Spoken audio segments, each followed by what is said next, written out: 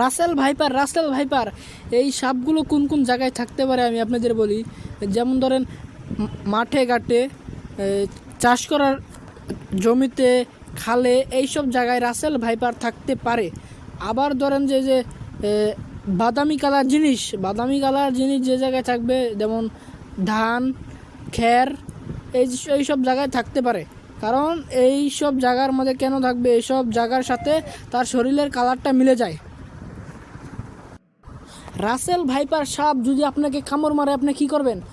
72 ঘন্টার মধ্যে কোনো চিকিৎসার সাপোর্ট নেবেন অবশ্যই। কারণ 72 ঘন্টার মধ্যে যদি আপনি চিকিৎসা না করেন, আপনি অবশ্যই বাঁচতে পারবেন না। অবশ্যই আপনি বাঁচতে পারবেন না। 72 ঘন্টার ভেতরে আপনাকে চিকিৎসা নিতে হবে যে কোনো হসপিটাল থেকে। এই রাসেল ভাইপার মনে করেন যে বাংলাদেশের